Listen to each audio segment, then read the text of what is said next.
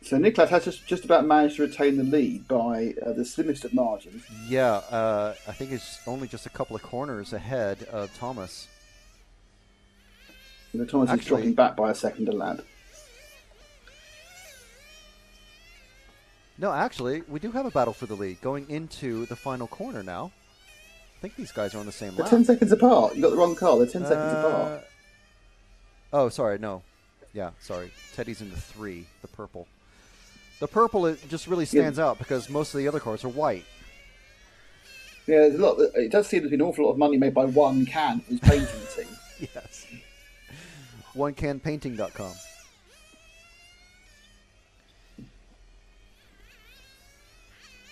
So 30 seconds left in this one. And a relatively seamless win for Nicholas is on the cards. He's going into the... Yeah, this is... you say it'd be an easy win. We had the thing upside down, spinning 700 times, and had to get restarted from a flame out, which normally would be the end of any chance of anyone qualifying. But he's going to qualify and lead by a lap at the end. And that is his final lap.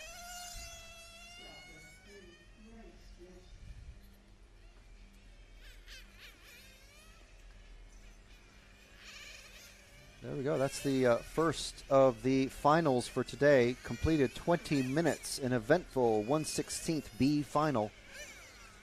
So in a few minutes, we're going to have the 1/16th A final out on track. Will it be able to live up to that one? I'm not sure. That'll be a tough one. Nicholas Carampelas, they've taken the names away. So Nicholas Carampelas has qualified, as has Thomas Nolitano Vandal as well, despite having some problems. Robert Harley just didn't have the pace the whole time round, really. I think his car wasn't set up properly. Remy DeMarco and Labros both broke down during that time. Yeah, now's the perfect opportunity if you want to take a chance on Labros' last name. It's gone now, can't see it. Oh, for shame. Can't see the name. It's just, what can I say? I was so looking forward to it.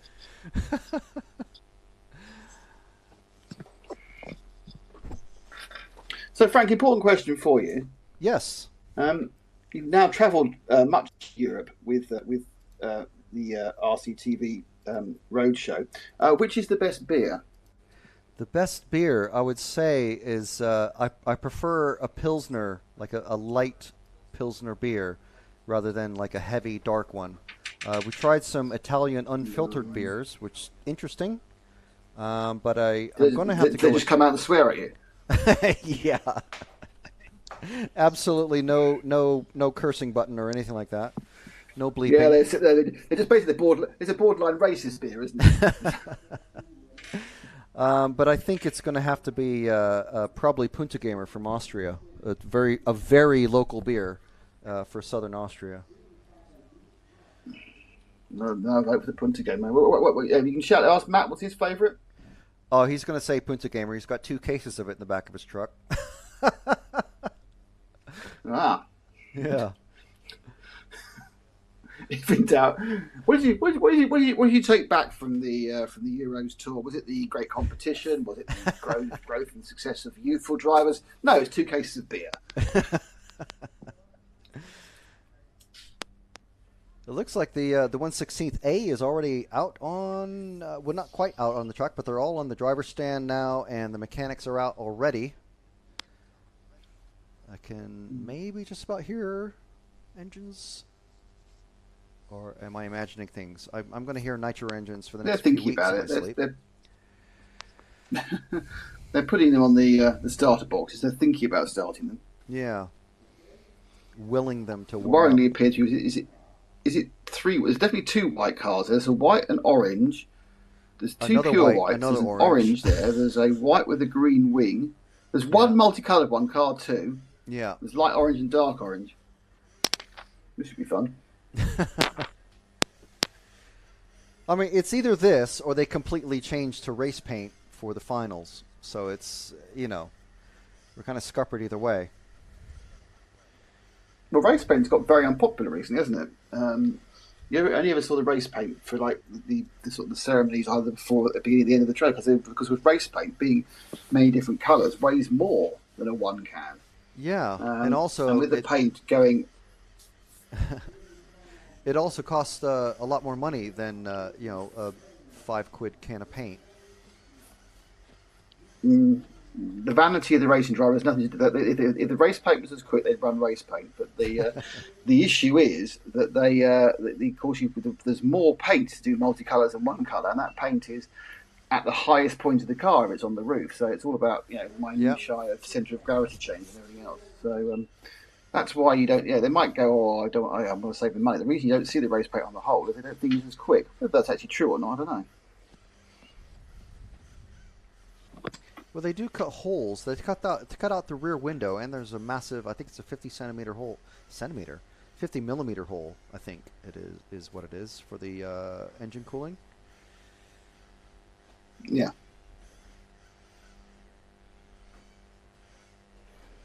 So this next race, we've got Dan Jones from the UK, Christian Schmid from Austria, two Italians, Stefano Neri and Francesco Domani, who's only 10. French racer Cyril Dubois and Patrick Quartet from Switzerland. Track is open, and they're going to come out for their warm-up laps. So looking at this long shot we have now, where are you based then? We are just to the left of this camera. All right. This is where you live, is it? Yes. Yeah, Matt is frantically trying to wave a finger in front of the camera lens, but unable to. Do you have a pokey stick? Or where's the fly swatter? I can see a reflection in the bottom of this picture of yeah, just all about. sorts of wires and a switchboard. Yeah, very, very neatly kempt wires. And oh, is it you? Is it? You've been doing the wires again? What do you mean me? I've been following your model of just get it all plugged in and we'll clean it up later. Rat's nest. See, rat's nest, did he say? What you do? Let's just clear this up. What you should do, you're absolutely right. Is you just get everything working, and at the end of the first day, you unplug and replug everything in a neat fashion. Yeah, but we never did that. We just did the first part. No surprise. And then Matt just complained for the rest of the week. Sending photos to James to trigger him. Oh God! I knew James would be involved in this. I knew James would get pictures of wires not plugged in, or perhaps his wires being used in an unsympathetic way. We do seem to have a thunderstorm cell that is trying to stretch its way over the track, but so far, right. You got proper radar on the horizon. Actually, I'm not sure how to check local radar because it's going to be all in Italian. But I think the radar's still a picture, mate. Italian doesn't have different pictures of clouds. It's the website that we need to find, is what I mean. Because we literally you heard of a thing called Google Translate? Where at the moment, we have a yellow warning for thunderstorms from 2 p.m. to 8 p.m. today. So literally right now. Radar. Okay, that's exciting. Yeah, I know. And we're in a metal building. So where's Jude then in all this? Where's the camera? He's on. He's next to the driver's stand. Has Nick got like coins? Is he under that purple tent I can see on the right hand side? He's to the right of the driver's stand. Is he under the purple tent? Oh yes, he is. Is he near the purple tent? He's underneath it.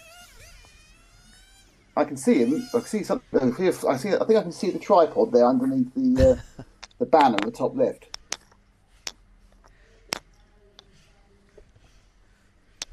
Yeah, Jude waves now. This camera is very vulnerable, by the way.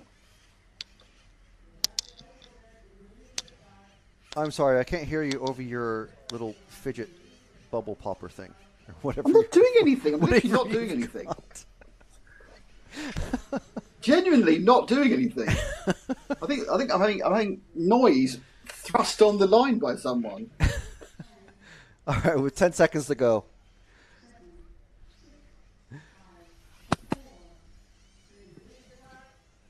Releasing. And they're off and away. Good start for the leader. Oh, second place dies out on the straight. Flamed.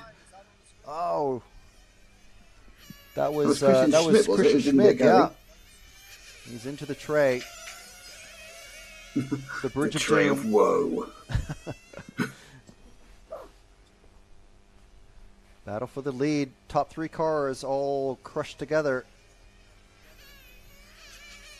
Actually, it was Stefano Neri, actually, who didn't make it round the corner in the third place. Oh, right, okay, yes. So Christian Smith fans, you're lucky. He's still in second. So it's Dan Jones from the UK leading, Christian Smith from Austria. Then it's Francesco Turoni, the 10-year-old from Italy, in third. Just shift the camera forward, Jude, about to the battle ahead of that. That's it, mate. So you got second and third there, relatively close together. We'll have a look at some close action and worry about fourth place a little bit closer to the culmination of 20 minutes. Because as we all know, the chances of all of them getting anywhere near the end of the race, Frank, is quite low. Yeah, and we've seen Filippo, Francesco's brother, absolutely sending it in the top heat and crashing out in a couple of his finals, but still making it into the Superpole. So is Francesco going to follow his older brother's lead? Now, who would have thought a young kid being fast but reckless? I've never heard that before. Yeah, it's all those video games. Yeah. Just press the It's restart how button. you should be. You know, it's what they say. It's much easier to tidy up fast than speed up tidy. Oh yes, they do say that a lot.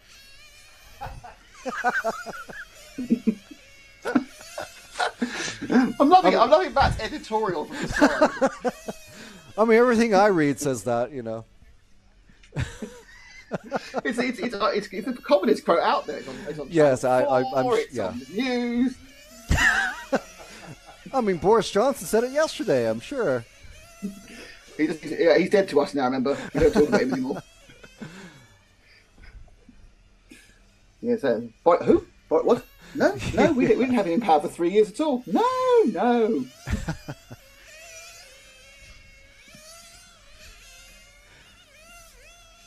So is this Christian Schmidt we're with at the moment, or is it, second place man with a multicoloured car? That should be the number. You can just check that's the number 2 car with the yellow wing. Yes, is number 2. Yeah, that's Schmidt. So we've seen a couple of mistakes from the orange, the leading orange car. I've seen him go over the bumps a bit. I think he went just wide there going into the chicane. So he's giving up some time here to Schmidt. Yeah, that's Dan Jones from the UK. He was 4/10 slower last time round.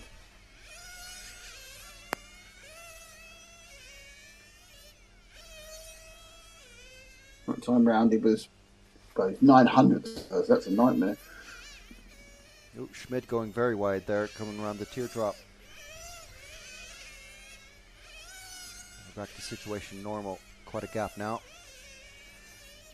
Very large gap between third and fourth of Domani and Dubois.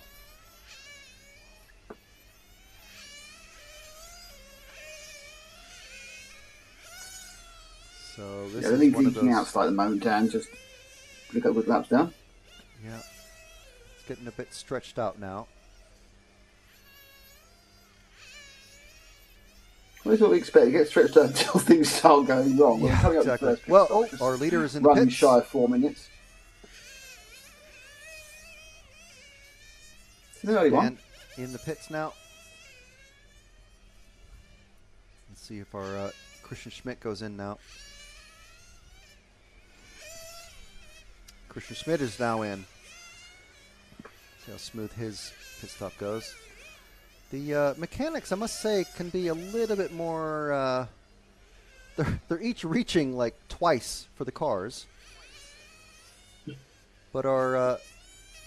we have had a lead change coming out of the pits now. So we've got Schmidt and Jones now have swapped, but Domani is technically on track in the lead.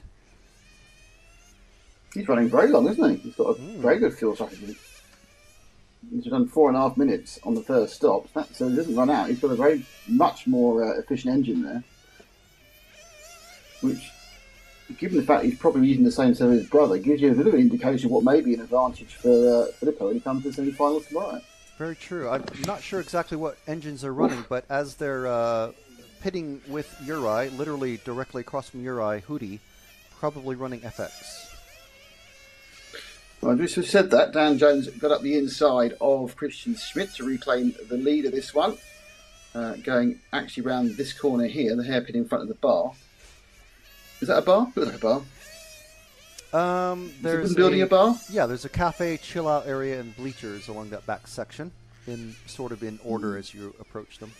Can you order a beer to sit in the tables just here? Yes. It's a bar. Okay.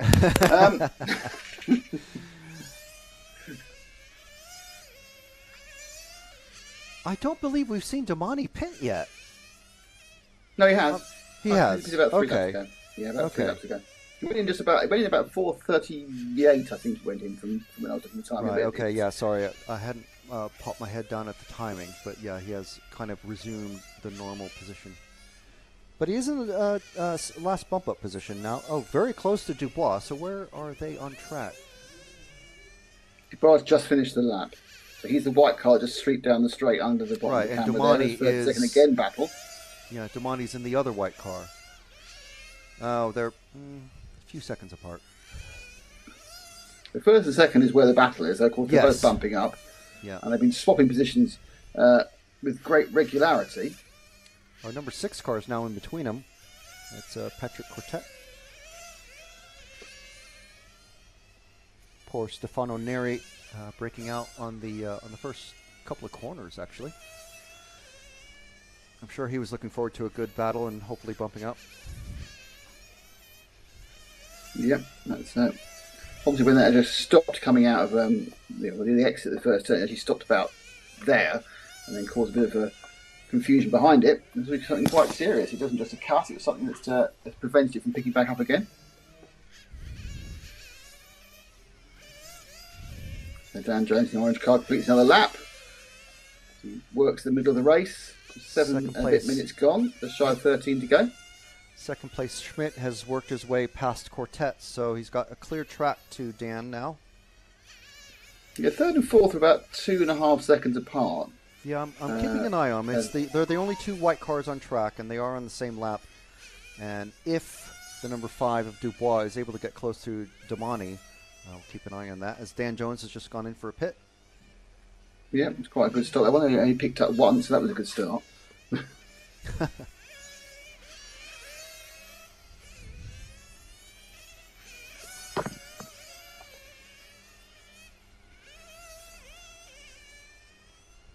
Two of them. So who's he behind? Which is the white car that Dan's behind? Damani, who is running third. Right. Well, no, he's running second. So actually, no, he's running ahead of him. No, but yeah, he's taking ahead of him because of the pits. I think that looking at this and the fact that where they are, I've got a feeling that Dan's going to end up needing to do an extra stop. So I don't think he's going to be. I think he's going to have to do an extra stop in this one because he's sort of let past by Damani. He knows the battle's not with Dan, but very tight. That would be my belief that the orange machine will be ending up. He can't quite make 4 minutes comfortably on a run, so that means you have to stop an extra time. Divide your 20 minutes up into 4 sections, you get 4 stops. Less than that, and it's a 5th stop for a splash. Oh, Dan! Oh, dear me! That's ouch. Oh, that is our leader out. out. That's Dan in trouble. Yeah. Car's still running. Marshall. That's bad news. The car's still running. It means there's a problem. So we're going to see the bridge of sides. Look at it again. Just tapped him coming through that corner, and he just fenced him off. That's not going to make Damani very popular. Well, they were side by side coming through the short chute, and Damani is just flamed out going into the pits.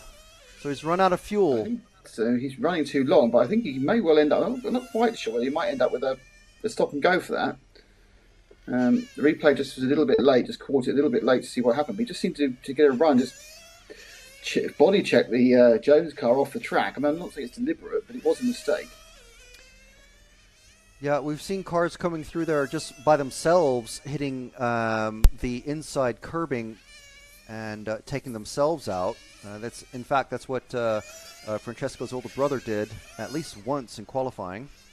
Damani back into the pits. I believe this is for the stop and go. And yes, it was. He's been let out again by Eduardo from Amsheet.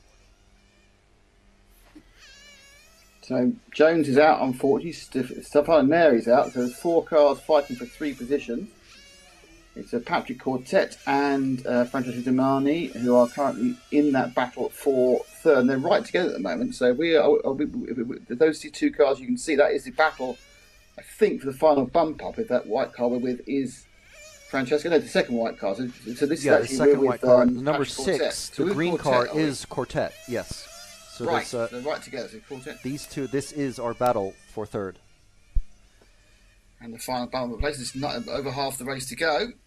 And you would say that Francesco Turoni has the pace to get past, but he has the poise to stay ahead is another question entirely. I think Quartet has been warned. It looked like he was attempting to go wide in a couple of corners. Either that or just slow. Not hard to tell. See, he goes wide there, and it's like he's letting him pass. Oh, very tight. It's a racing. He's just taking a different line. There's no rule about what line you take, but he's lost the position. Be curious to see if Quartet is going to be able to put some muscle down on the track and get past, or at least catch up to Domani. Domani slides out of the last corner.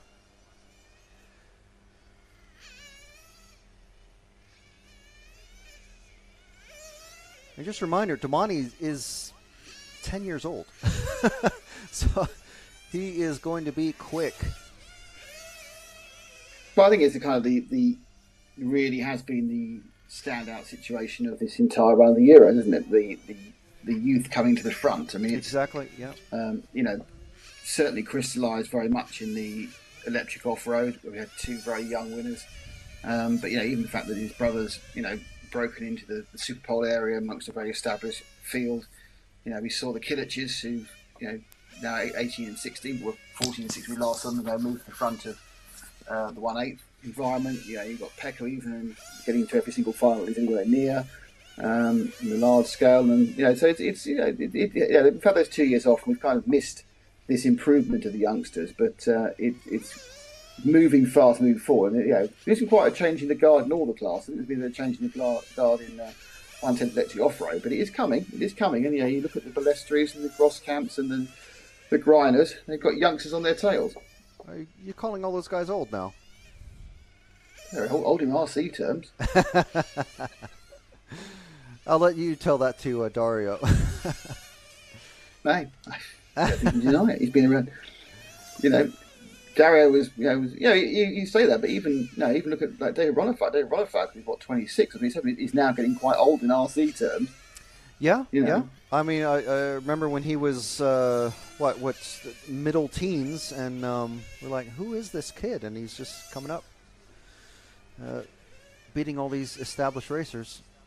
Well, he's European champion this year in 2022, but he first won in 2013. So it's 9 years between one and 2008. 9 years from one to last. You got, not yet in any way over the hill or past it, but it is a case where he's been around a long time, and there are youngsters coming up all the time. Quite a good gap there for David. Yeah, for sure. So as the field is continuing to spread out, keeping an eye on this. There's a couple of thunderstorm cells that seem to be wanting to have a say in matters, but no rain falling just yet. Yeah, I mean it's you should feel, obviously you're in the air conditioned luxury, so you start to feel the atmosphere getting heavy, And yes, but I'm just concerned about the running of the actual races.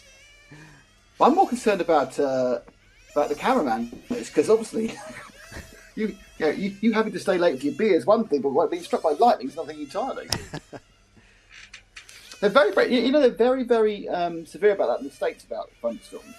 Oh yeah. If there's a thunderstorm within, I think, 15 miles of a outdoor event, they pull the cameraman over. They do that a lot at industry events. At industry events, you often get yellow flag periods or even red flag periods because there was a thunderstorm in the area, and often there's no rain, but they pull everyone in because they're on metal structures and they don't take any risks at all. Yeah, well, I can remember my first time at fairing. I was climbing a scaffolding with Who knows anything about working at height? No, I'll just hop up the scaffolding. Oh, Damani's Who has off. crashed out? Who's that at the far That's end? the 4 car, Damani. Number 4, that's I think he's Francesco. okay. Yeah, still running he's though. all right. Yeah. He got stuck underneath the safer barrier. And they managed to extricate him, so he lost a little bit of time. And whether he lost enough time to let Patrick Quartet get past is unlikely. No, I He's think got they're about such a half a speed lap advantage apart over him. still. Yeah.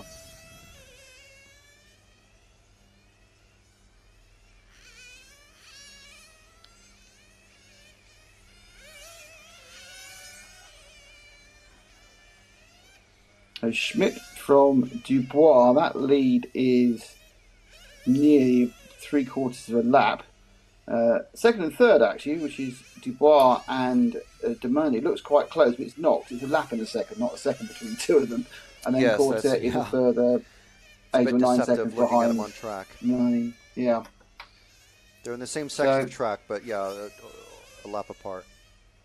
The thing to realise, of course, is while this all looks very, very settled, and we're going to see Schmidt, Dubois, and Dominique go through, as we saw from the previous race, anything can happen in the last 3.5 minutes, and it could be anybody going through at any sort of level.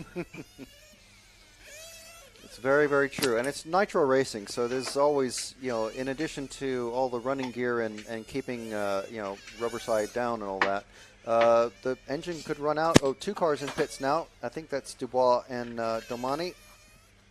Yeah, last stop. I think, is that his older brother doing the timing Oh, for we him? have a flame Or out. is it We have a family flame affair? out just in front of the cafe. That's the 5 of Ah, Dubois. that's Dubois. Now this could change it all round. Off he goes. There should be a tune, shouldn't there, on that? He goes across and should play a little tune. Well, Maybe, we'll leave the it to you to funeral find a march. suitable show tune.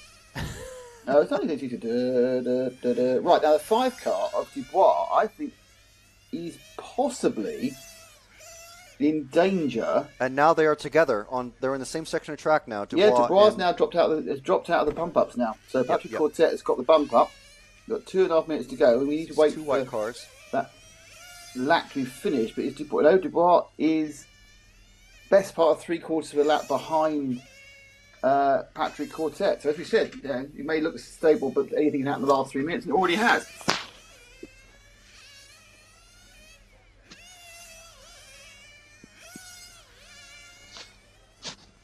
So Domani in the number 4 white car, well into the second place. Quartet in the... Just ahead of him, isn't he? Quartet is just ahead sorry of the for car that. we're We following had now. a slug or something like that crawling over our microphone somewhere. A slug? Yeah, it sounded like like digestive juices from something crawling Oh, over that's lovely. the microphone.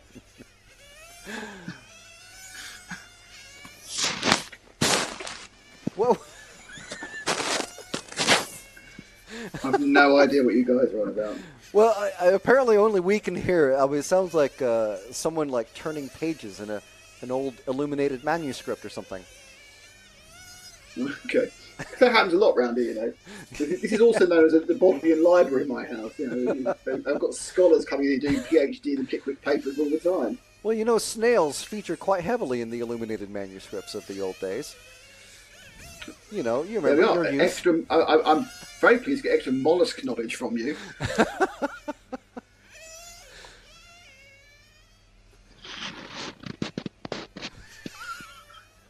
I'm not quite sure how this. Apparently, everything I do is being picked up on the microphone, but literally, I'm not even doing anything. I take all the things away from me. I normally fiddle with stuff, and I've taken everything away I could possibly fiddle with. I'm just literally just leaning Yeah, on the but table, your looking your at the screen. volume levels are like literally going up and down. I don't know what you're doing. I'm doing nothing. This is the wonder of the internet. I think it's fine. Oh dear. So we've had a continuing conversation in the chat. The chatters have been chatting amongst the other chatters. Chat. One thing I would like, happy for these two in the going around the hairpin now. Is that or They're together. Yeah, Dubois and Quartet are right now together to find a bump-up place. So I assume it's the Quartet is in green. I think he had to make an extra stop. I think this is their last lap as well. Time has expired. Dubois just taking that one. Yeah, Quartet couldn't make it back in the end. Got close. Battle to the end. So just would like to address one of the comments that's in the chat. Someone saying just 6 pilots. That's pretty sad. This is actually the bottom final. So in the next race, there's going to be 10 racers, I believe, or at least 9. So the top 3 from each of these 1/16th finals bumping up into the 1/8 finals, which will be running, I believe, next. I think the 1/8 final racers are already up there. Blimey, this is a sudden change of acceleration in this program, isn't it? Yeah. It's been sitting around going. Do you think that the bubbling up thunderstorm has given them a little bit of an impetus? Yeah, I mean it's literally now directly overhead. The sort of outreached sort of the anvil-shaped clouds that thunderstorm cells are famous for. Directly overhead now, but the actual main column of rain not quite to us just yet. Some beautiful fluffy clouds off in the distance though, but once they get overhead and they're quite dark, not so much. So this one, we have a very multicultural set of drivers. We've got Daniel Sagi from Hungary in 1, Jean-Marie Glorinek from France in 2, Stefan Trudowski. He's great. Even the British person's got a hard to pronounce surname. Stefan. We just call him Trotters.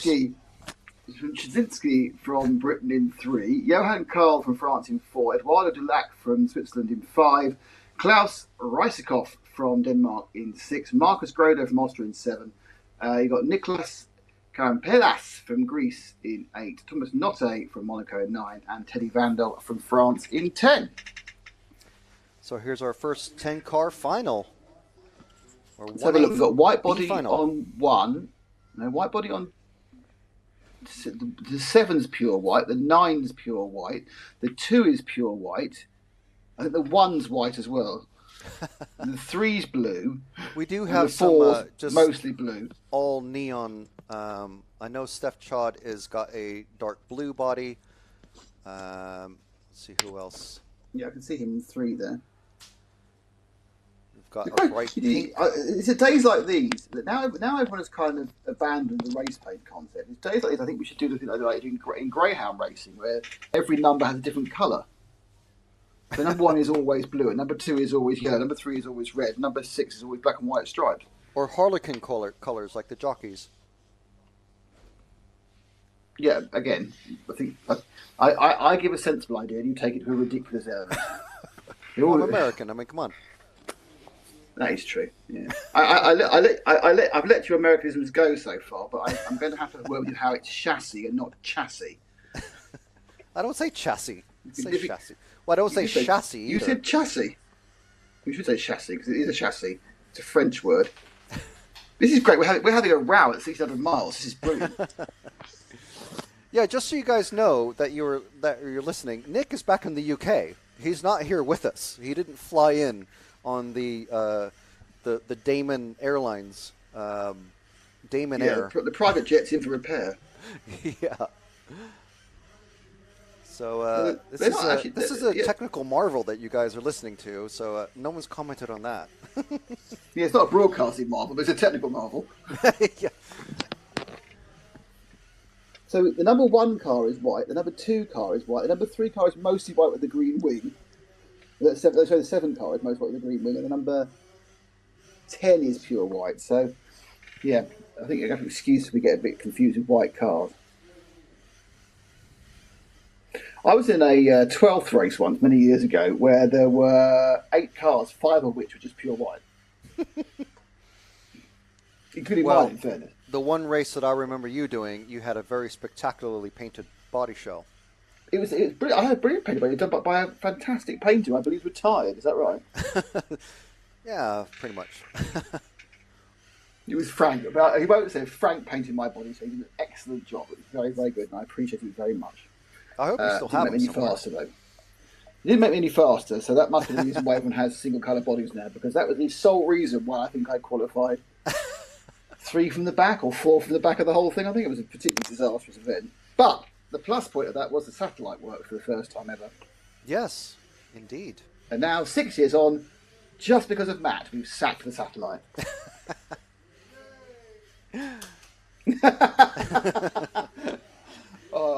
Off-camera cheer.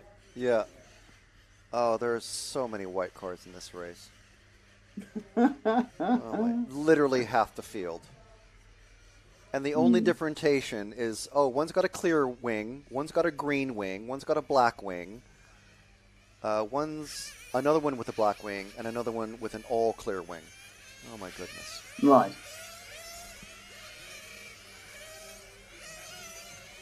So this is our first of the 1/8 races with the first group of our bump-up racers from the 1/16 B. That's Nicholas, Thomas, and Teddy starting in the 8th, 9th, and 10th positions.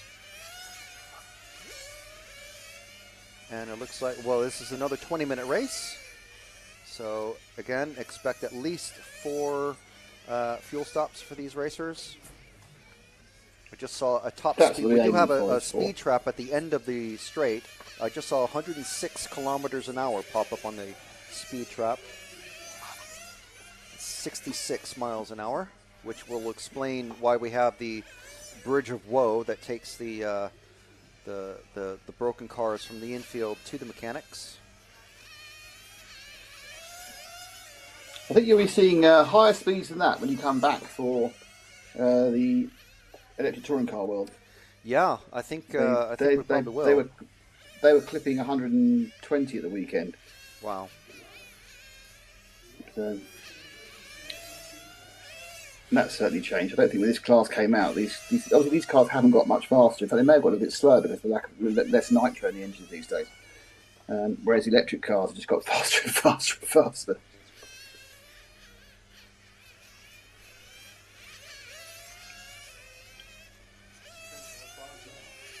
Problem for one of the cars there, the body shell off that purple car is actually not exactly a spare shell. There we go, no, it is a problem. If you put a new plug in that car, if you look in the middle of the screen, bottom level, just by that pointy up orange light by the Marshall point, car there receiving, I think, a new plug. The glow plugs, not spark plugs. It hasn't got a whole ignition system in these engines. It's just a glow plug. It's very similar to diesel because effectively they do become compression engines. They're 2-stroke compression engines once they're running. They do need a glow plug to keep them going. There is not a spark, but there's a glow which ignites the fuel. It's not done purely by the heat generated by the compression of the engine.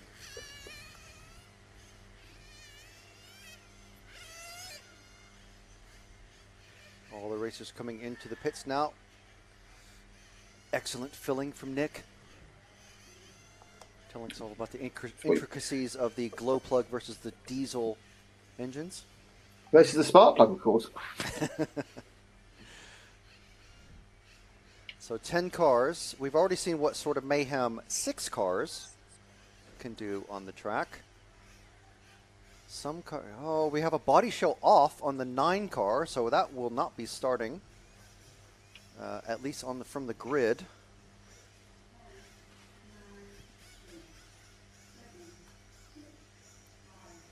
Five seconds.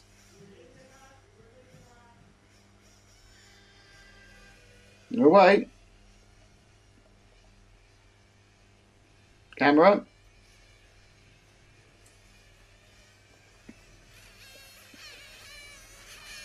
Everyone off roughly in numerical order. No major crashes. Oh no, we have Teddy Vandal out going over the Bridge of Sighs. So he's not lost very well, has he, really? No, and unfortunately Thomas Notte is still in the pits. His mechanic just starting the car now. So he's already a lap down. That's even worse, isn't it? 2 laps down now. In fairness, you probably do expect that in this particular heat, my guess is if you do have a problem, it will eliminate you from bumping up, unlike the previous heats. A, because there's more drivers, and B, because it's more likely that a vast number of people will actually get to the end of the race as they should do. I think we've got a developing battle for third. Steph Chod currently in car 3 going through the chicane now. Followed very closely by the rapidly catching car number 4 with the white and blue paintwork. At least it's not a white car following a white car. That's the first and second positions. Although there is a developing battle for the lead just coming through the teardrop, but yeah, Trzynski holding third nicely through the sharp hairpin over time in scoring now. You can see the top two ahead of him. And I'm pretty certain are, both white bodies. They don't deserve any TV time at all, to be honest.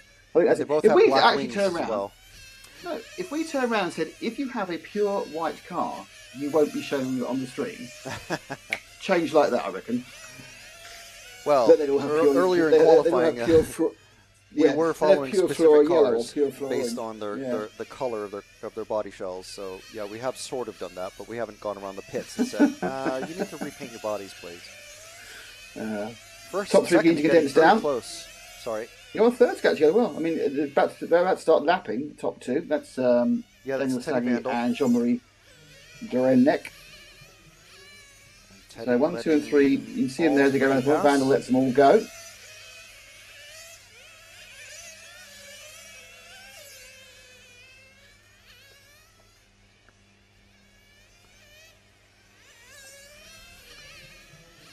Number 4. So settling down now, a couple and a half minutes in, 17 and a half to go.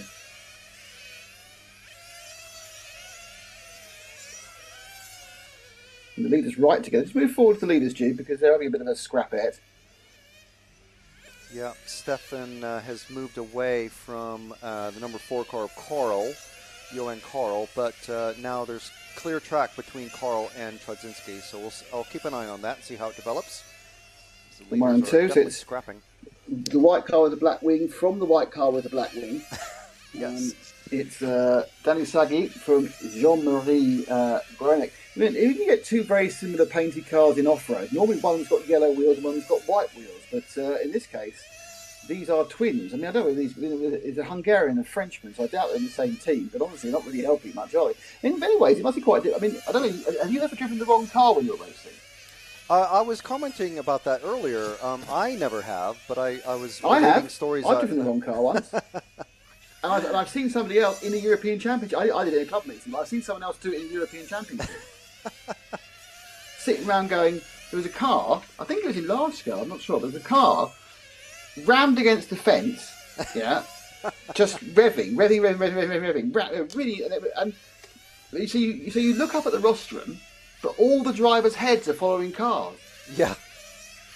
And you go, it's car number 3, and it was, Barry Smith. You go, Barry, what's going on? And it's after suddenly Barry, I don't know how Barry suddenly, someone shouted at him. He realised he'd been driving someone else's car the entire time. First round of pit stops happening now. 2 of our top 3 cars have gone in. I think it's our number 1 car is still out there. And that's good for Danny Saggi. Long doesn't flame out. But all those cars made the 4 minutes, so they're not looking at saving the stop. The problem is, to actually save a stop, whole stop, you actually have to make 5 minutes. I think it's pretty impossible for these cars. So it's Danny's trying to prove me wrong. He's on 4:35 at the moment. So he's getting closer to the 5 minutes. Not going to be a big enough save. Oh, look at this, he's going for it. He's going to prove Nick wrong by going 5 minutes. This is Saggi, isn't it, we're looking at now? Coming down the main straight, I think. No, sorry, going around the hairpin now and about to cross the timing So line it's Saggi. now. So he's actually made 5 And minutes. he's So he has pitting made now. 5 minutes. So 5 So minutes he's got exactly. his engine tune, and that will save him a stop. Oh, and he's flamed out. Leader's so that's flamed the problem, out. You see, when you are stretching the fuel so tightly, you can actually run out during the pit stop. More importantly, you actually kind of lose fuel pressure. So because you've got the tube and everything else running out, you end up getting air bubbles into it, and that just flames the engine. So effectively, he hasn't quite got 5 minutes because he can't get 5 minutes. He's about to go a lap down now. Whilst they're filling up. Second and third have gone past, and he's definitely out now. The Hungarian ran long and then flamed out. I mean, it's not guaranteeing those two things are linked, but normally they are. He's running, but Always his the most mechanic dangerous is not in a time rush of- to get him back out on the track. always the most dangerous time of a nitro race is when they come in to refuel. That's when things can go wrong. That's when you take out the, when the track suddenly come in, the cars go into idle, you get fuel tanks open, that changes the pressure, they get slooshed up, the engines get hotter because they're getting the oracles air cooled. Which is why the vast majority of flames, it's always very exciting and it's shocking when you see a car flaming out on track. The vast majority of flames happen during pit stop. And sometimes they happen, they're so quickly sorted out, you don't really notice. These guys can get these restarted in 4 or 5 seconds. You think, oh, it's a bad lap. They've actually flamed out in the pit. So our battle for third at the moment is going down the main straight is the white car of Dulac, followed very closely by Trudzinski in the blue car with the black wing, the all-blue car. Well done, Steph. Excellent painting choice there. That is Dulac, a Brazilian, running under the Swiss national banner. And Trudzinski from does the he UK. live in Switzerland? Apparently, he lives in Brazil, and he races every single European championship in this category. And they're very close now. Step There's a guy called Patrick Banderas, who I know very well, who actually is works for Aston Martin Racing in the electrical engineering side. And he is a Brazilian national, but he obviously is now based in the UK, and he runs European championships quite regularly for the UK. Oh, that's a Cinquecento driving past the track. Very nice. An old one. Sorry? An old Fiat, the classic Fiat Cinquecento. Right. You know what I mean. This race The is old holding your 500. attention, isn't it? Huh? So this race is holding your attention, isn't it? No, it's just driving past as these two were driving past You do through realise the first at the moment you've reduced yourself to traffic reports and weather reports, don't you? That's what you're doing now. You're basically the adjunct to the news. Oh, they're coming into The two of them pits coming at the through same time. It's lifestyle reporting, isn't it? Yeah. Human interest. So are you going to report on the train delays as well later? What, the train strike? So Steph had an engine adjustment while in the pit stop, so he's falling back a few seconds from our leader, the car 5 of Dulac, who after this round of pit stops cycle through may end up being our leader once again. Well, Jan Carlo leads at the moment. So it's now Jean-Marie Glorinek and Nicholas Camper. Oh, Nicholas from the bump up. Nicholas Carampelas. I think we are seeing the pit stops are quite a bit more spread out, aren't they, in this one? There's some going a little bit longer and some going a lot bit longer, if that makes sense.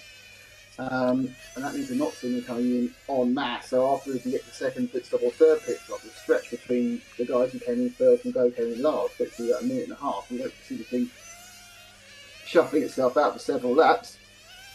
Yeah, I'll be curious to see what Sagi does, whether he comes in at maybe 4:45 or 4:30 instead of going all the way he's to 2 laps 5 minutes. down, isn't he? At this Yes, point, but it doesn't he's really matter. sticking to it because he may still end up with the attrition and flameouts, may still end up in the bump-up position. 2 laps is 35 seconds, so he's going to need 3 people to break down, which isn't necessarily not going to happen, but is quite unlikely at this slightly higher level of the 8th final. People tend to be able to keep the things running. So with the blue car of Stefan Zinski, Stefan's actually, that engine adjustment to put him out of phase ring. He's dropped back now into 5th. Yeah, Dulac and Carl are they're very close together actually. They're coming across the finishing line now down the main straight, I believe. It's car 2. No, sorry, that's car 2. Sorry. There we go. There's 2 cars very close together. It's lapping that one. Yeah, they're lapping. I'm trying to find. Oh no, Dulac. So who are we looking at now, then, Frank? Dulac has moved up. We're with the 2. That was the leader. Followed by That's the our leader. 7. Yeah. So that's Jean-Marie. Car 4 and 6 leading. are battles. Our previous leaders flamed out again. 4 and 6 is our battle for 4th. I think that's going through the chicane and into the chute and around the hairpin. That's the one car broken down. So another problem for Daniel Sagi. The blue cars are number 4 in 3rd place with Steph Chod back up, catching him, actually. So maybe that engine adjustment has done the trick. The blue We car, got the blue and white white and blue car, car. which is Carl Johan. Blue and white car is Carl Johan. He's chasing down Edward Dulac. He's second and third at the top of the track Yeah, now. Just and going Stefan on Chodzinski the is just a infield. couple seconds behind him now. past the bar, which we have now absolutely established is a bar and not a rest area. Well, there's a chill-out area with foosball tables and stuff like that. And beer. And beer. Yeah. This is And bar. bleachers. So both. I love this bleach thing. It's an American term. Bleachers. Well, the stadia seats to section. The grandstand. So both bumping up. That's Oh, number problem. 4 What's just going spun on? out. Carl. Okay, so here's our battle for Right. third. Bump up. Very close to get the The two bump blue up cars position. back together. This is our battle for third. So the good news is it's not all blue. The leading car is the Yes. white and blue car of Carlian, and then Stefan Javinsky is behind him, right together. But the only issue for Stefan is he's going to come to fuel very soon. He clipped past 12 minutes. Both of them a few bit feisty here. He's doing inner hairpin and background the sharp ones off by the corner there. Yep, Stefan. And there we go. fueling now. Chod does come in. Oh, he hit the side there. Chod as he came in. He has Stefan. Daniele Agustinelli pitting for him, and he's flamed out! Oh, it's gone. Now, how quickly can Daniel get him re-going again? Do we talk about flames you don't notice? And okay, Steph is back out. And the car he was chasing down, Carl is now pitting. So no issues for him. He's back Another out. Clear start, yeah. Yeah, about a That's half good a lap news ahead of for Steph Johan now. fans. So an unfortunately timed flame out.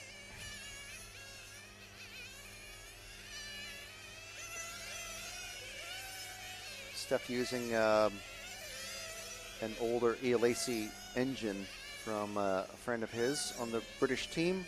He said it has so much more power than the previous engine he was using. It's fairly new to Nitro. He's But, using an old engine that's got more power. no, the Agustinelli engine, which Alright. is a used race engine, has way more power than his previous race engine, which was not a hand-tuned, hand-ported and all that engine. The old secret sauce of nitro engines.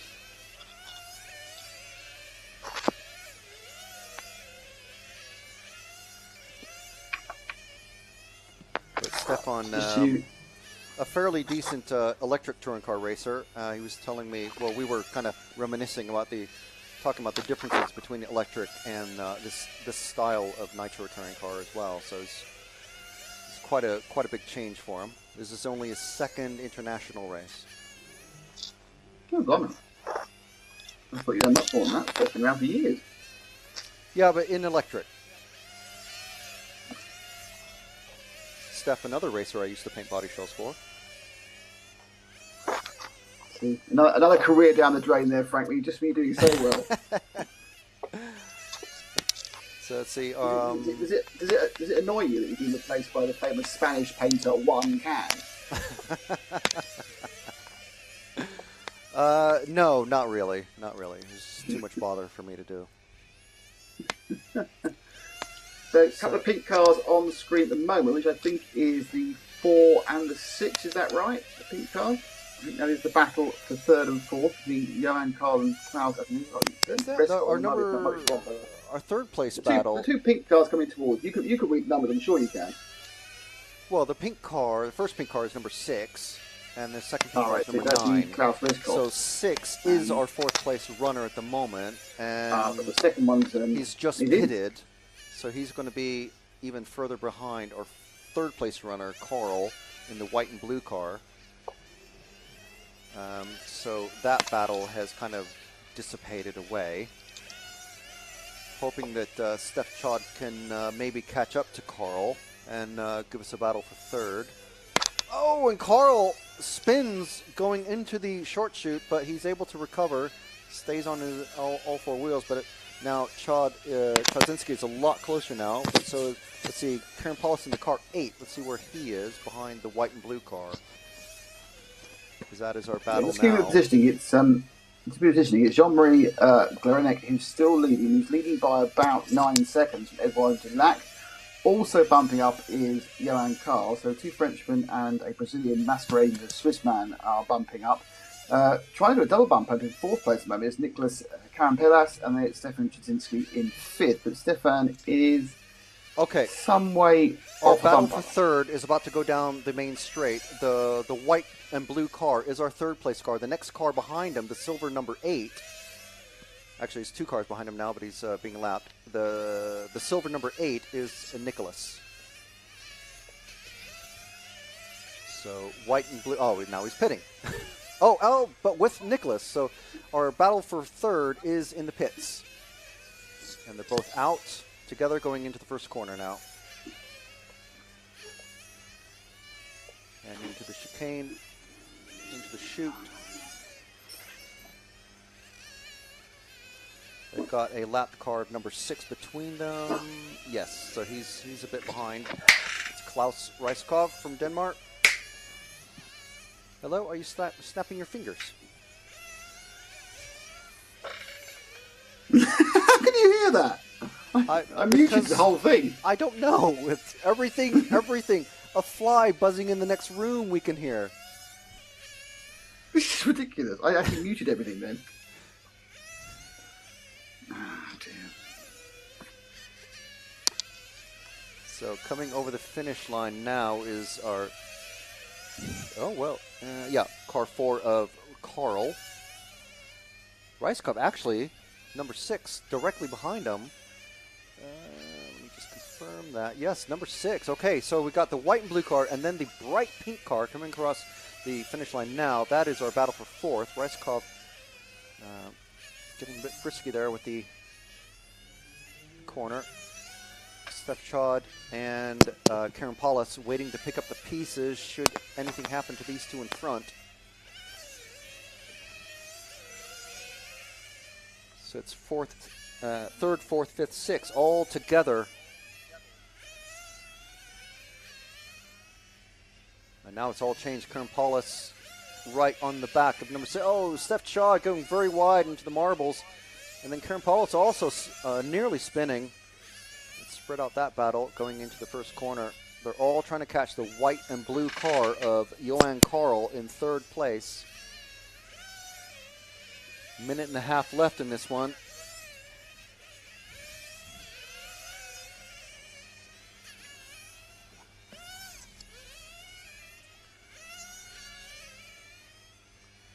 So we're following the number 4 car of Johan Karl from France.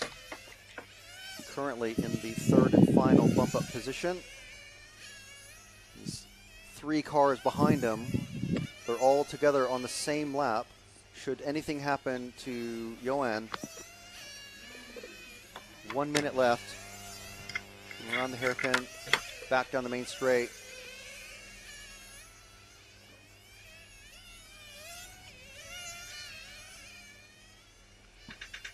Up the short chute and around the teardrop. A little wide there for Johan.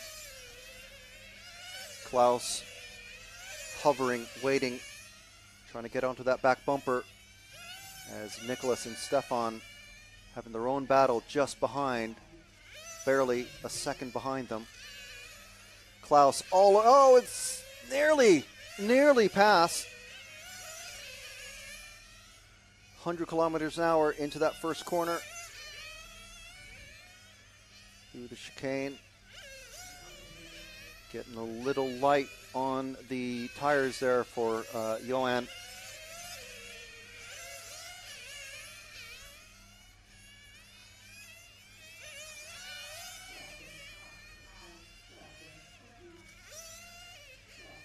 So time has finished. Is Johan going to take it? He does, just ahead of a very tight battle for 4th, 5th, and 6th. So a finishing order, Jean-Marie Glorenik, Eduardo Dulac, our Brazilian racer, and Johan Karl will be bumping up into the quarterfinals tomorrow. That will be at 9:30. It's going to be another 20-minute race. And just missing out is Reiskov, Karen Paulus, and Trzynski, and further down the order, Groder and Notte, Sagi and Vandal unable to finish.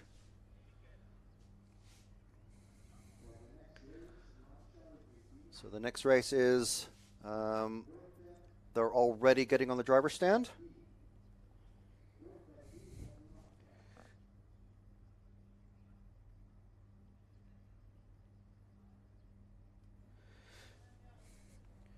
So the next race going to be Christoph Rohrmoser from Austria, Freddy Pellois from France, Stefan Strasser from Austria, Daniele Agustinelli and Filippo Ferrari from Italy, Juraj Hudi from Slovakia, Ludovic Long from France, Christian Schmid is our first bump up from Austria, Francesco Domani, our 10-year-old racer from Italy, and Cyril Dubois from France. The last three bumping up from our 1/16th final A race, which was about an hour ago.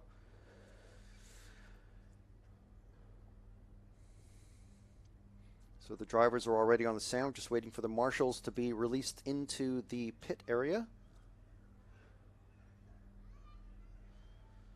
As usual, there's a nice collection of RC-related machinery left behind by the mechanics.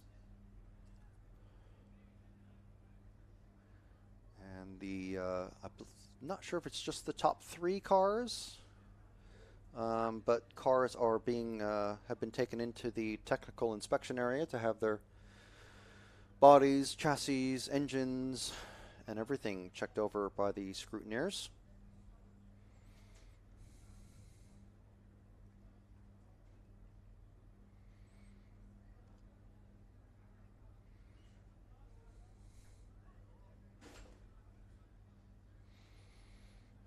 Everything okay there, Nick? We have a shocking lack of Can you hear me? illuminated manuscript page flipping.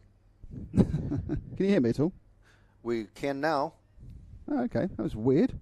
I was thinking. You've just been I've been completely commenting. silent for a few minutes, so just I was checking. been thinking, why is Frank not listening to me? What have I done wrong? You haven't taken yourself off mute. That's what you did. No, I wasn't on mute. I actually found out what the problem was. I realised what I thought muted the sound actually just was panning it left and right, because this is not, I'm using a sound box I'm not used to. So yeah, that was quite unintelligent. So when I was clicking my finger to shut the dogs up, which is the reason I was doing it, as I felt it was bad enough with the illuminated manuscript, we didn't want was 2 dogs whining in the background. I was just giving you all left or all right, which is obviously the same. It's not, and then obviously he just weren't listening to me. And I thought you were upset. If I upset you. Oh no, that was weeks ago. The last time we met. I'll upset you next week. That's fine. We meet again. Can you ask Matt if I'm butch enough yet, or do I need more bass? Does he need more bass? Because that's what it's all about. Is that bass? No treble. I think we have only 4 cars that are painted white in this next race. Oh, excellent. I've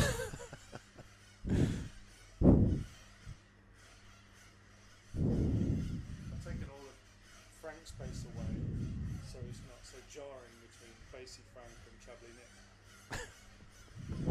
Nick. Oh, you heard that? I can take more treble off me. I can do that. It's better now. Who's breathing? Well, we kind of you say? all need to breathe, don't we? Breathing. Yeah. Key thing. Oh yeah, breathing, he is just it? sighed. Yeah, it was definitely him.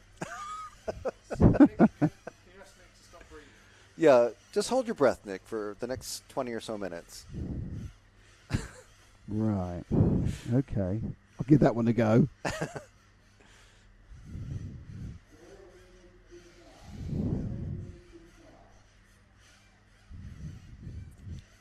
So we've got green, yellow, white, actually painted properly, white, pink, white, and then 2 at the back are also quite multicoloured, aren't they, Frank? So we've got a few actual colour schemes. Yeah, it's growing in popularity as the drivers get faster. There might be some sort of correlation there. Well, perhaps they don't crash as many body shells, so perhaps they can afford to paint some of them.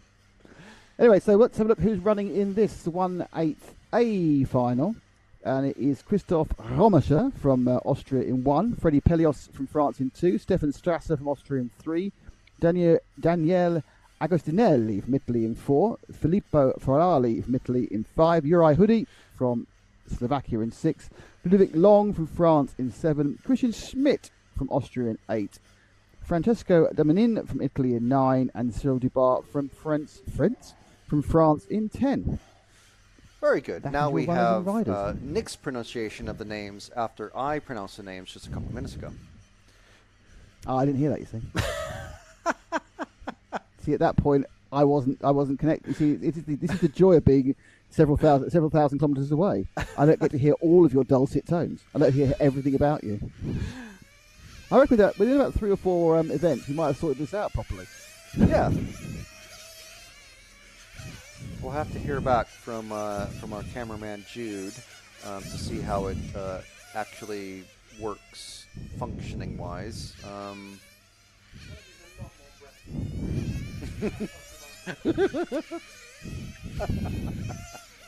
You can't laugh off camera. You've got to say what's happening.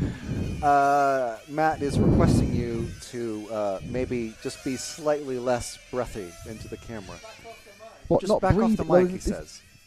Just back off the mic, quote unquote. Very difficult because I've got the dodgy headset. But that's not going to now.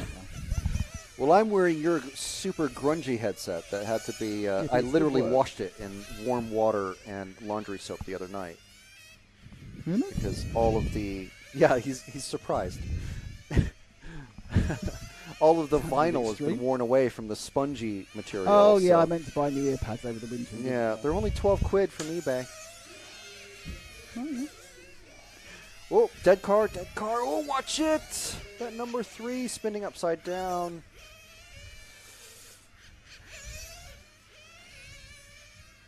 I know we were on the rostrum there, rostrum cam. So I can only imagine the driver for the number 3, eyebrows up and mouth agape. Just that's Stefan Strasser, who I may have mentioned this before. I believe was definitely racing in the large-scale touring car in Fiorano a couple weeks ago.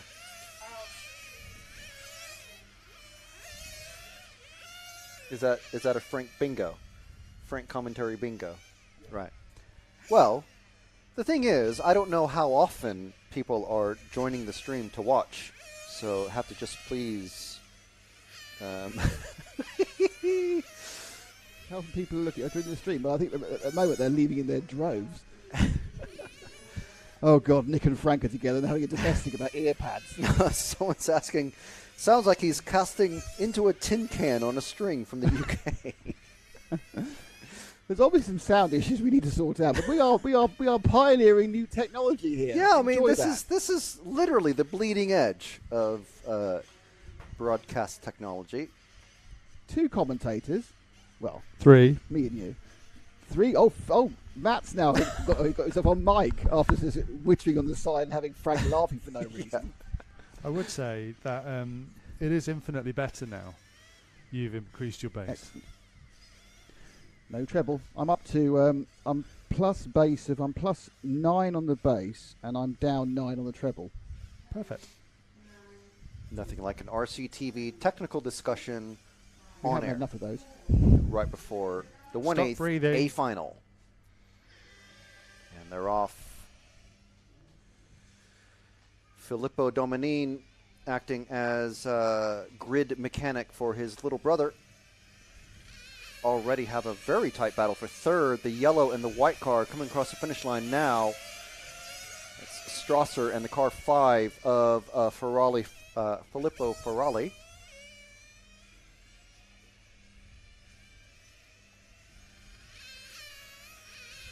So once again, for our viewers, we are interested primarily in the top 3 positions. We will follow the top 2 drivers if the battle for third doesn't really pan out. But at the moment, these guys are bumper to bumper. Followed very closely by the car 6 of Uri Hudi, who's no slouch himself. It must be the mustache. Hashtag. It must be the mustache. Yeah. This is your new concept. Is The you power. Go faster the facial power hair. of the mustache. Look at Yeah, name one other person with moustaches quick. what's his name? Nigel Mansell. From 1993. Yeah, he grew his mustache back, and now he's all cool again. Right. No need to work out what your search items are on Grindr, is there? Man bears.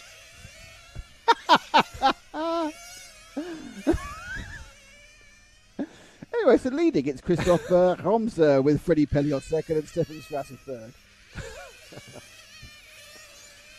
So is this second and third with the yellow car, Freddie The Pelliot? yellow car is third. The white car is fourth. Already coming up on lap traffic. I missed who that is. Jeez. Literally appeared out of nowhere. That's the car 4. Already being lapped. Daniele Agustinelli. Local racer.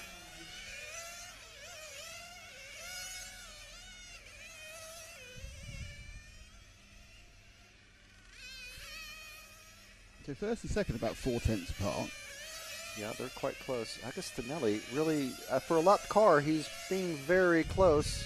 Obviously, on speed, he's going to be close, but he is lapped, so he really shouldn't be getting involved this third place battle. And he's already slipped off just a bit.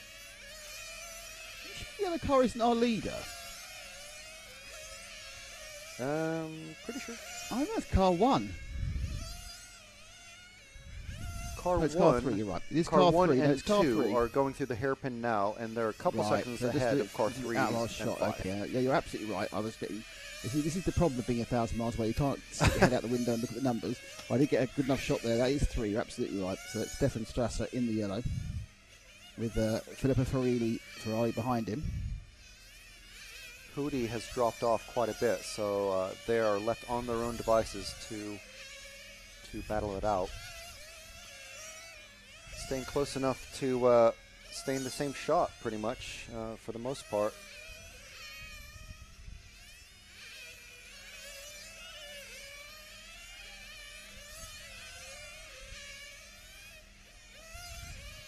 Into the first corner, high speed there.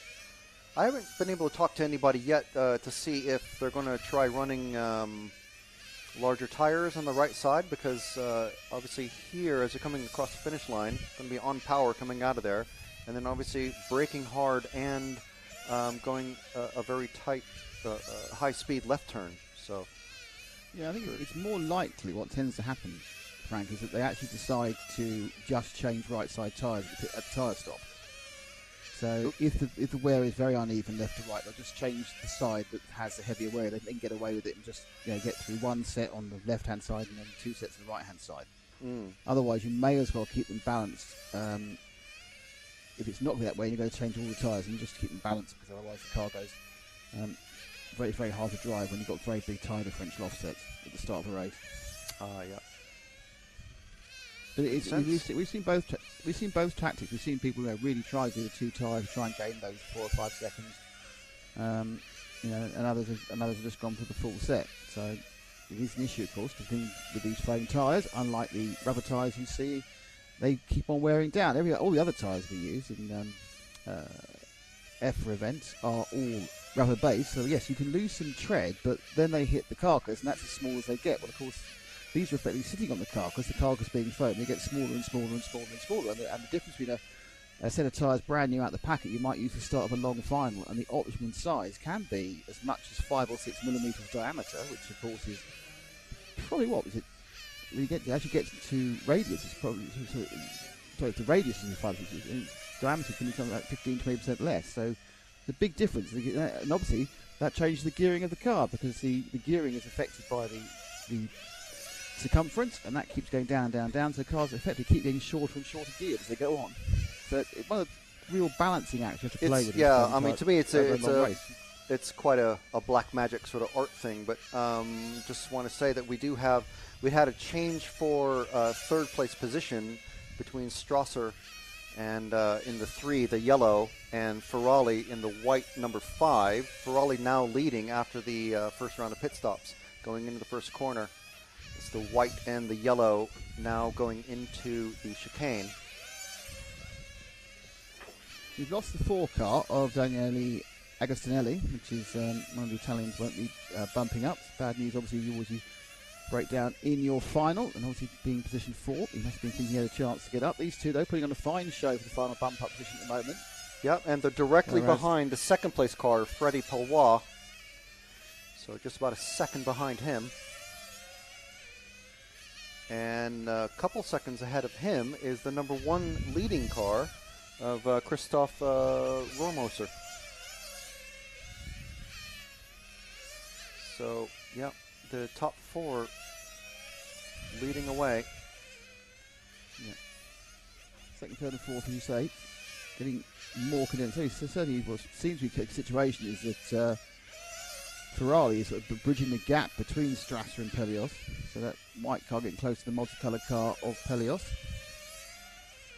Very wide there, coming out of the main corner. You can see where they want to be on the straight. It's quite easy. The whole track's well marked out by the black line. That's where they want to be. If they're not on the black line, they're not where they actually should be as far as the track's concerned. The black line narrows and widens depending whether it's a very obvious racing line or people are taking slightly different lines. It's incredibly thin through the switchback and the infield, but he's looked quite wide now here around turn 1. Oh, who's that off the track? One of our back markers, just get the number, as car 10 of Cyril Dubois. That is a And he's spun again back marker. in front of Hootie. I think he's got something broken on his car, and he's pitting. So Strasser dropping off in the yellow car, dropping off a little bit now from Filippo Ferrari. It's nothing major, but it is about a tenth of a second a lap, and he's now about 7/10, 8/10 off him. Pelios is 7 or 8 tenths ahead of Ferrari, so they are 3 together in second, third, and fourth. I think second and third just got a bit closer than that. Second place, Freddie has just pitted. So it's just these two together now. The white and the yellow cars coming through the infield.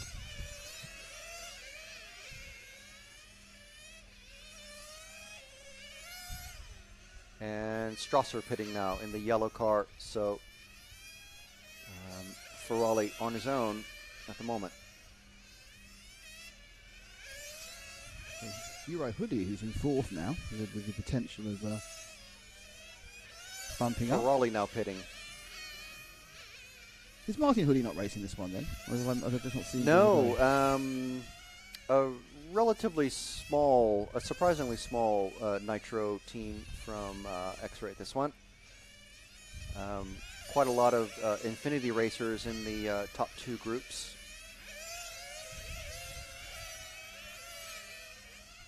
So we'll see where the shakes out.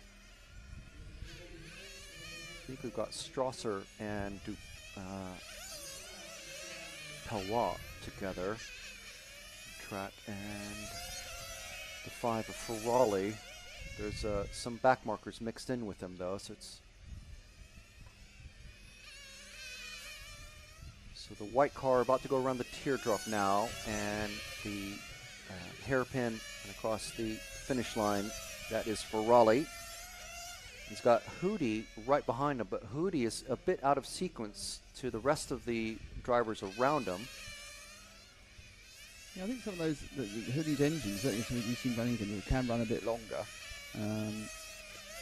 I'm sure Uri would try to see if he could stretch it out and perhaps drop a stop. It's a very risky procedure, but perhaps worth it here if you want to try and qualify for tomorrow. Because of course this is the last race of the day, and we start tomorrow morning with the quarterfinals.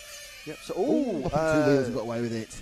Yeah, a little squirrely there. So it's the Hootie is now pitting.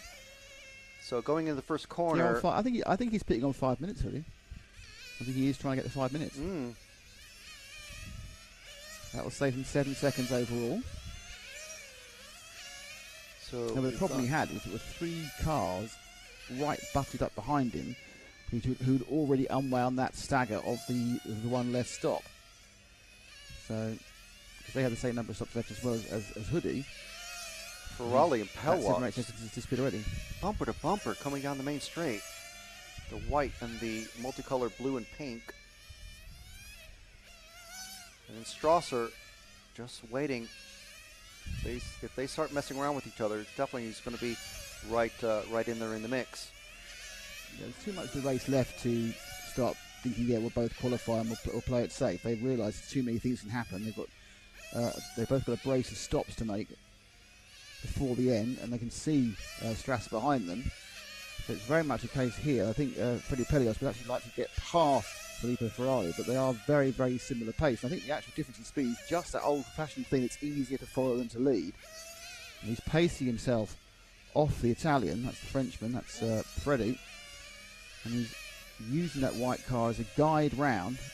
Certainly the few laps we've been watching Filippo, he's not made a mistake that I've seen. He's been driving very consistently, running low 17 laps, 17 flat every single time the last 3 or 4 laps. So just to give you an idea, these guys are running in the 8th file, are running 17 flat, and the fastest lap we saw in Superpole was a 16.3. So there's not a huge spread of time actually between this 8th final and what you'll be seeing in the top finals. So some good driving even down here in the 8th final. Coming up in the lap car of Ludovic Long. Sometimes these lap cars will definitely affect things. Pellois going in for pits. So the leading white car is a lapped car. Just gone over a couple of the corner markers, and he lets Ferrari pass. Ferrari has already run 1 lap longer than Pelios. This is his second additional lap through extra fuel consumption. There's no problem with Pelios because he stopped after 8 minutes, so he only has 1 more stop to make as well. Strasser also in the yellow. There he goes in the pits. He hasn't pitted yet. It's 3 laps now.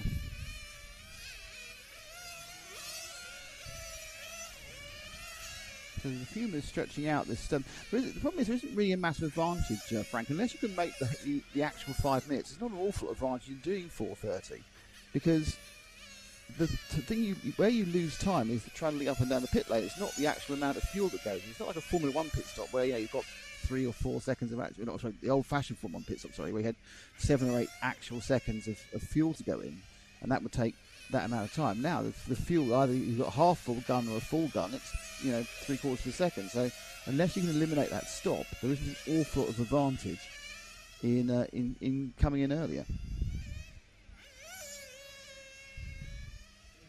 Very true.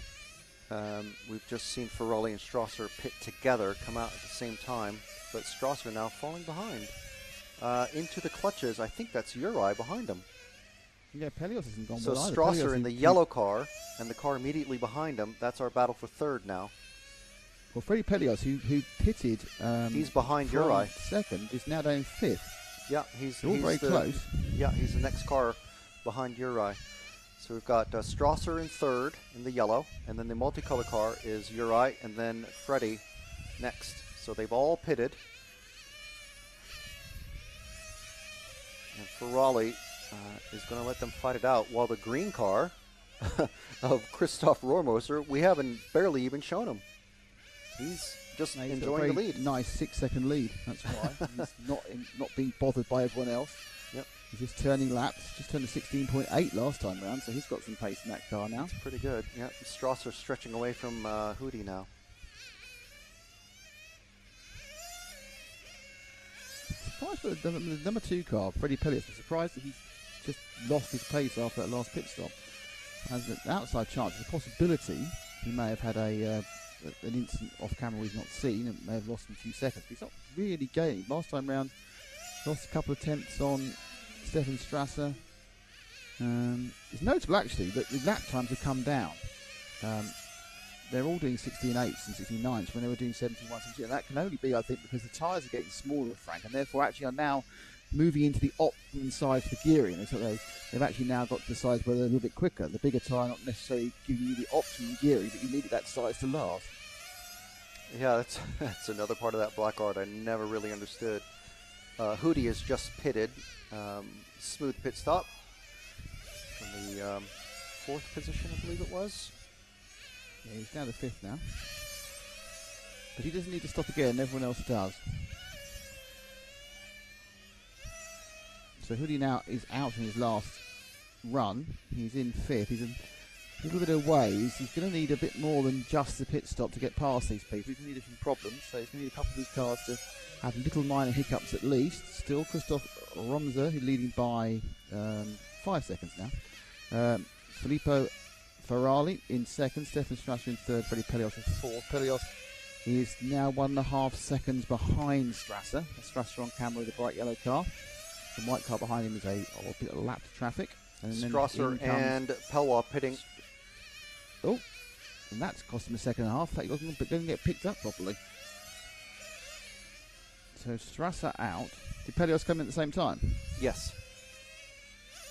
So it'd be interesting to see how far apart they were, because it wasn't a great pickup by Strasser's team, but I can't see Pelios has gained that second and a half. But we'll find out Freddie when they- has Uri right on his back bumper with the leader coming up to lap them both. So I wonder if he's going to stay behind. There's a second and a half going in, there's the second half coming out. The gap between third and fourth, despite the fact we saw that Strasser wasn't picked up properly, so they most had little minor errors. It looks like Christoph is backed off just a bit, so he doesn't get caught up in any entanglements. Maybe? Yeah, he got 3/10 that time, so maybe he was just lapping someone, but he's got an awful lot of... he's got 4.5 seconds. That has come down a bit, actually. As you pointed out, Frank, there. Filippo Ferrari closing that gap. Both Ferrari and Romosa have to make their final stops. Everyone else is fueled to the end of this final.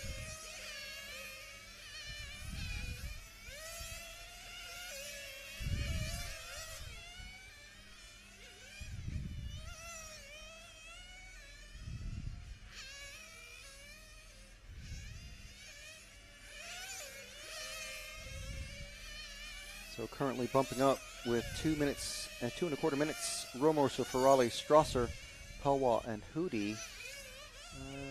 Their battle is kind of stretched out a bit. It looks like Pelwa is slowly catching up to Strasser as Strasser goes a bit wide.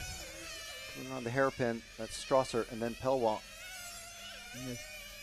Less than 2 minutes to go, and the gap is down to 0.8 of a second, and you can now see them on the camera together. This is the battle for the final bump up place. More importantly, Frank, this is the battle for tomorrow, because if you don't bump up here, you effectively, you've got to go home, but you're no longer taking your part on finals day tomorrow, starting with the quarterfinals, I think about 9 o'clock, and then we have the semis, and then I think the main final currently, though, because it's weather dependent, is currently queued to go off at 2 o'clock CET, isn't it? That's the start time for the final. That may well change, so yeah. Keep your eyes peeled to the announcements on Facebook and here, of course, if you're watching along with us. 9:30 is the scheduled start time, but remains to be seen. Obviously, when we got here, we had a change to the schedule. This guy's getting very close now, coming around the hairpin.